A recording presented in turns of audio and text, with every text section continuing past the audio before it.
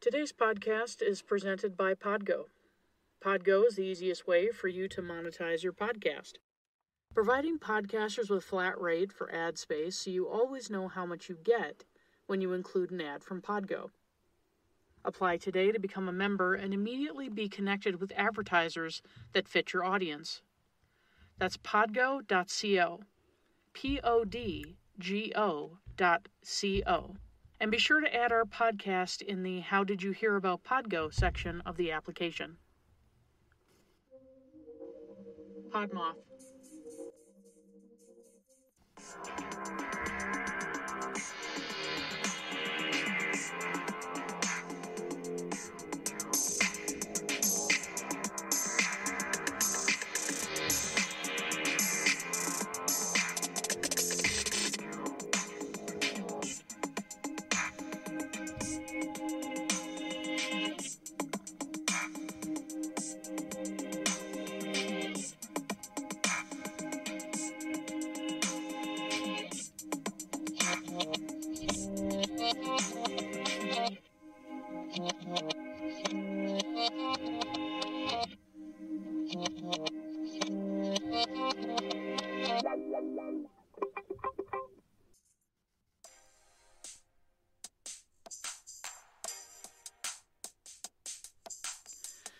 Hello, dear listeners, and welcome back to another exciting season of the Identity Podcast on the Podmoth Media Network, your bi-weekly foray into the weird, wonky, and sometimes downright spooky. I can't believe it's season 8 already, can you? Time sure flies when you're spooking up the internets. This season will feature the usual 6 episodes, the last being an interview. Merch is still available on the Bonfire site. Featured right now is the Oddness Day shirt. The oddness in me honors the oddness in you. These shirts are beautiful quality and are honestly some of the softest shirts that I have in my closet. If you'd like to check out what's on offer, head on over to bonfire.com/store/OP merch. I've also set up a TikTok for this podcast. Find me there at IdentityPod.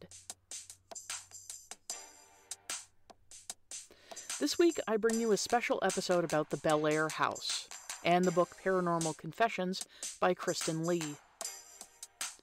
The stories surrounding the property are many, and some of them are truly disturbing. But for the purposes of this episode, I won't go into too much detail about the paranormal happenings, simply because the book was only released this year, and if you want to know all the details, you should really pick up a copy. It's a great read, especially since we're heading into spooky season. And now, on with the show.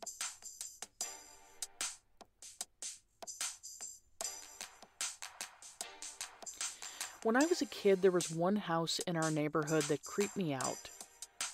At one point in time, when I was old enough to remember, a family lived there. They kept mostly to themselves, but my grandmother always seemed to have the 411 on all things related to the neighbors.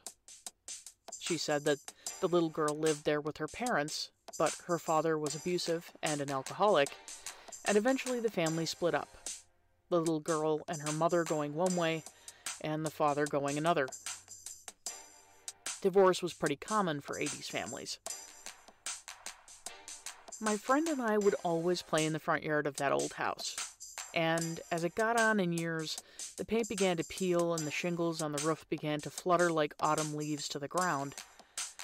Every windstorm took another piece, another shred of the old house, until it was little more than a shell. The doors stayed intact, and you couldn't get inside, but you could look in the front windows, 2 lifeless eyes on either side of the front door, and catch a glimpse of what life may have been like while it was occupied. In time, the grass grew tall and weeds took over. My friend and I would walk around the back of the house and make paths in the small grass and weeds into the front yard. We stamped down all the vegetation and spent hours just sitting in there reading comics or talking about whatever was going on in our lives. Sometimes we'd catch crickets and find shapes in the clouds. I remember waking up after midnight and spending time watching the windows across the street, trying to catch a glimpse of any strange comings and goings. A few times I saw lights in the window, dull and wispy. Once I thought I saw a man standing in the window to the left of the door. I waved, but he didn't wave back. We all seem to have that one house in our memory, from either a street we lived on in childhood or a location that we remember from a previous address. The one that looks creepy from the outside, is abandoned and falling in on itself, or has occupants that leave something to be desired, either living or dead. Every person I've personally ever talked to about haunted places or the paranormal has had a story about a creepy old house. They're common, which is why this particular tale jumped out at me. It's about Bellaire House, located at 1699 Belmont Street in Bellaire, Ohio. Another reason why I was drawn to the topic is likely how I found out about it. I usually get a lot of recommendations for topics that are sent to the podcast email. I've had a few emails sitting in there, but my wife had asked me to order something for her on Amazon. I popped onto the Amazon site and added the requested item to the cart, only to realize that there was another item already there. No biggie, I thought. I frequently add items to the cart, and then I get distracted by something shiny, and I never follow through. I checked the cart, and the other item was a book called Paranormal Confessions by Kristin Lee. I'd never heard of the book. I'd also never added it to my cart. It was just there. I read through the synopsis and decided that it would be a great book to take up north with me. We spent a week in a family cabin that's in the North Woods for summer vacation. Given that it's darker than pitch at night up there, and the sound of the woods, creaking trees, scurrying animals, and rustling branches really creates a great ambiance for a ghost story. Fun fact, the cabin is only a 15-minute drive from the location of the Summerwind Mansion. So, I bought the book, and I took it with me. I think I read the whole thing in about 4 days. So, get comfy, and turn on a few extra lights if you need to. Things are about to get spooky.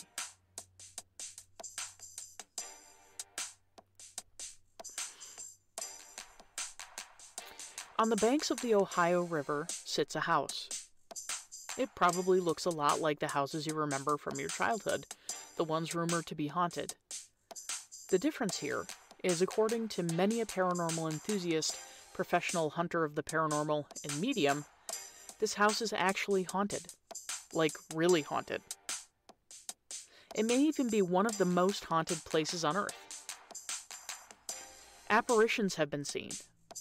There have been numerous unexplainable phenomena, and some who have visited Bellaire House have even been attacked by the entities inside. The house has also been the subject of a show on TLC called Paranormal Lockdown, and gained a sort of macabre fame. From BellaireHouseTours.com, quote, in 1847, Jacob Hetherington built the Bellaire House in the vicinity of sacred Shawnee Native American burial caves. Those caves were right behind the Bellaire House, and the Ohio River is right in the front. Physics proves that water is a portal because it's always moving, and the magnetic pull of the water creates a powerhouse of energy where spirits can cut through earthbound gravity and gain energy to port back and forth from their dimension to ours. The craziest part is that the portal sits right under Bellaire House. This area is still known as the Native American Internment Area. Native Americans who lived in this area used to bury their leaders, chieftains, shamans, healers, and witch doctors in these caves. They used to hold their ceremonies in this area, and they practiced magic. In 1754, the French and Indian War rampaged through Bellaire. The native massacres by the hands of French soldiers were large. Blood still stains the ground of the entire town of Bellaire. The residual energy of the slaughter still seeps inside the soil today. End quote. Now, whether or not you believe all that, the house is also located on a ley line, which apparently serves to ramp up already high levels of paranormal activity. As I mentioned at the top of this episode, everyone seems to know one of those houses. The ones that are abandoned and let off kind of a creepy vibe. Bellaire House is no different than the creepy house down your block in that sense. People in Ohio had stories about haunted happenings while the location was vacant, and those tales persist. Neighbors claim that they would see figures roaming around the house and faces peeking out through the windows. In terms of where Bellaire House ranks, it's somewhere amongst the Amityville Horror House in New York and the LaLaurie House in New Orleans. Jacob Hetherington, the fellow who built Bellaire House, was a coal mining tycoon. He owned all of the coal mines in the Ohio Valley, and there was a mine that ran directly beneath the Bellaire House property. He's said to have been a humble fellow, and even worked the mines with his employees and his mule named Jack. The nursery rhyme, The House That Jack Built, is actually about the mule that helped him expand his coal mining business and build his mansion. It's also said that the house was a stop on the Underground Railroad, and that many runaway slaves made their way to the Ohio River and onward to freedom on the property. It's believed some of those spirits remain. There are many members of the Hetherington family who still reside in Bellaire House. Upon Jacob Hetherington's passing in 1904, Alexander, his middle son, inherited the coal mining business and the house. Alexander was plagued with what his psychologist called business troubles that caused the trouble of domestic relations, and he was committed to Athens Asylum for the Insane in Athens, Ohio. He suffered from partial paralysis as well as epilepsy, and he spent the remainder of his days in the asylum. His daughter Lyde took over ownership of the house and resided there with her younger brother Edwin after he was discharged from military service. Lyde reportedly died in the living room of the house in 1947, and Edwin, consumed with grief, did everything in his power to communicate with his sister in the great beyond. He held seances to try and contact her, and it's said that the activity caused portals to be opened throughout Bellaire House. The portals remain open to this day and allow various energies and spirits to move in and out of the house freely. Edwin brought an endless parade of psychics and mediums through the house, hoping to regain contact with his sister. Edwin's remaining family took the house from him and forced him out, but after his passing in 1962, Edwin's spirit returned to the house. Kristin Lee, the current owner, now keeps a chair open for Edwin at every seance performed in the house, and she refers to it as Edwin's seat. Anyone who sits there is guaranteed to have some sort of paranormal experience because Edwin isn't a fan of being ousted from the circle. From Paranormal Confessions.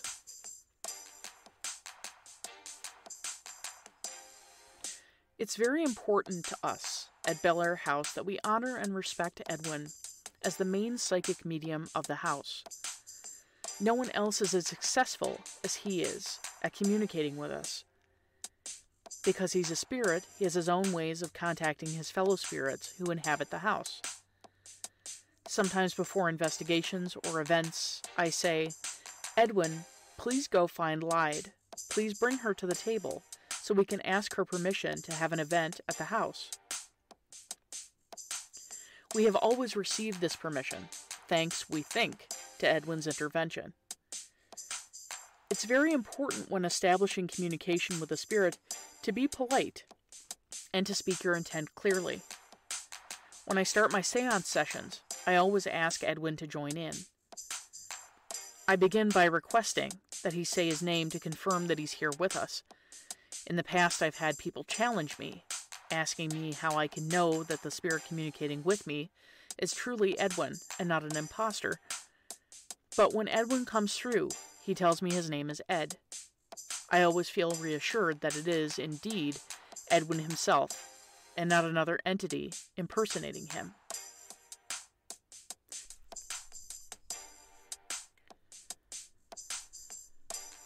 The spirit of Lyde has also made its presence known, as she was Edwin's caretaker when he was a child.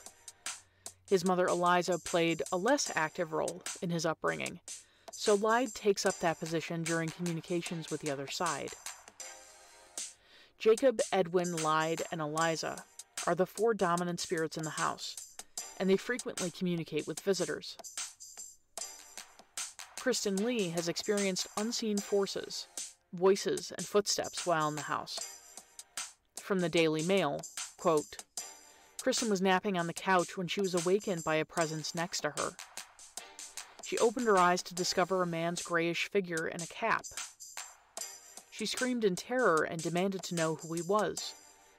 The man said nothing in response, got up from the couch, made his way to the foyer, and vanished into thin air.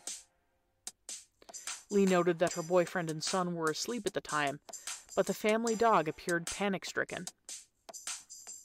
She also pointed out that it was so cold in the room that she could see her breath. Lee says that this was her first startling encounter with the supernatural inside the house, which she would later dub a portal to hell. In the following months, Lee and her family would allegedly experience strange voices and footsteps, objects moving on their own, and ghostly figures popping out of nowhere. It came to a point where Lee sent her youngest son to stay with her parents, and her oldest with his father, because she feared for their safety inside the house. Things finally came to a head one evening when Lee says that the family dog was hurled against the bedroom wall by an invisible force, which at some point pinned her down, rendering her motionless. After that incident, Lee and her family promptly decided to move and to rent out the house, but her tenants didn't linger there either. One family that briefly called Bellaire House their home allegedly lost 6 of 8 family members while residing at 1699 Belmont Street. Kristin Lee then tried to offload the house by selling it to the town of Bellaire for $1, but there were no takers, as the locals were well aware of its bad reputation. The solution to Lee's predicament came from an unexpected quarter, when she teamed up with 22-year-old Marine Corps veteran Jim Johnson to transform the infamous residence into a paranormal tourist destination, complete with its own website and Facebook page. Lee and Johnson have opened the residence to ghost hunters and paranormal sleuths, urging them to visit the property and to try to get to the bottom of its many unexplained mysteries. End quote. Lee believes that there are 5 factors, creating something of a perfect storm of paranormal activity at Bellaire House. The first, the flow of water from the Ohio River, creating an energy vortex. The second, the massacre of Native Americans and the torture of slaves. Third, a fire and explosion that killed coal miners in 1893 in coal mine number 1. Bellaire House sits atop that mine. 4, the constellations in the night sky and the stars that align above the property. And 5, the deaths that occurred inside the house. Many paranormal investigators who visit the house are drawn to the attic, where the spirit of the Gray Man resides. At one point, the Gray Man had requested that the attic be painted blue, saying that if the room were painted this color, he would be content there. But shortly after the task was complete, the other spirits became noisy. Lee believes that by granting this request, she opened a door of some kind.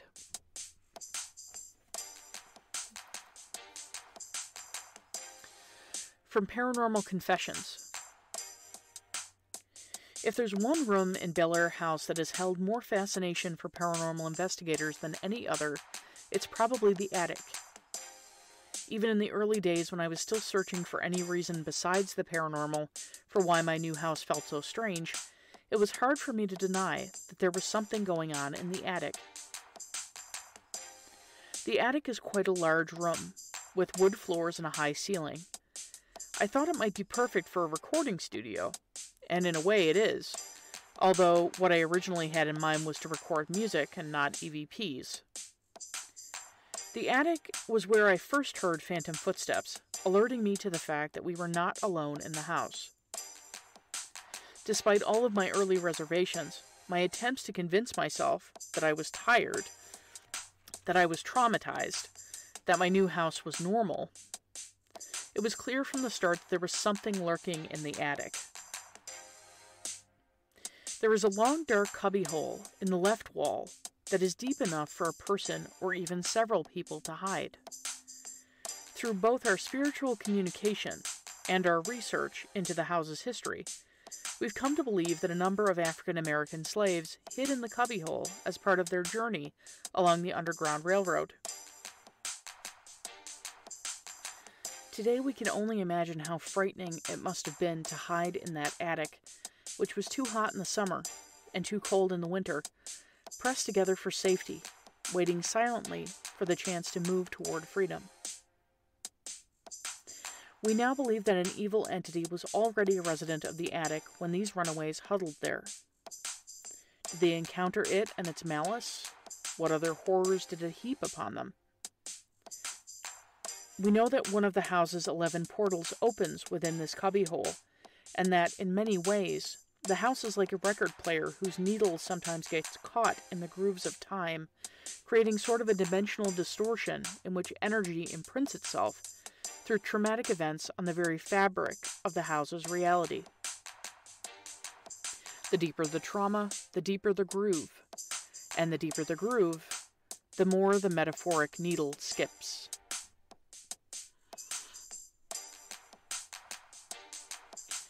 The house contains all manner of negative entities, who are more than capable of doing harm. And there are many tales of harm done to individuals who believe the ghostly residents of the house are fiction, or not to be taken seriously. Now, I could list off all of the experiences that every visitor has had within the walls of Bellaire House, but I'd be doing Kristin Lee a great injustice. Her book lays out these experiences in detail, and I think that everyone should take a few days to sit down with the text and dig through it. But here are a couple of highlights to wet your creepy whistle. On one occasion, when Edwin's chair was not kept open for him, the chandelier in the dining room began swinging. Kristin informed the assembled seance group that the chair must be kept open for Edwin, but the group again refused, and they put a doll on Edwin's seat. At that point, a bulb in the chandelier exploded. Bishop Long serves as Bishop of the United States Old Catholic Church and has somewhat of a reputation for his relationship with the paranormal. When he toured the first floor of the house for the first time, he stated that there was a heaviness there, and that it grew heavier as he approached the staircase to the second floor. As he made his way to the top of those stairs, he claimed the feeling that he'd had was similar to other demonic cases that he'd been called to. When he reached the top, he felt a force push him backwards, trying to force him back down. Several recording devices were set up in that location. Caught on one recording was a voice saying the words, "Bishop out, demon dark." Everyone present that particular day had some sort of paranormal experience. Take some time. Read Kristin's book. You won't be sorry. That's it for this week, dear listeners. Tune in next time for more tales of the creepy, weird, and paranormal. Until then, stay spooky. The Identity Podcast is brought to you by host Janine Mercer, and the music was created using GarageBand. Find the Odd Pod on Twitter, Instagram, and TikTok at Identity Pod, and on Facebook as The Identity Podcast. A transcript of this episode will be available at theidentitypodcast.wordpress.com. Got a paranormal experience to share? Send those along to theidentitypodcast@gmail.com. If you liked what you heard, please take a moment to mash that subscribe button and leave me a 5-star review. Don't forget to tell your friends, family, and coworkers about this podcast. Every little bit helps.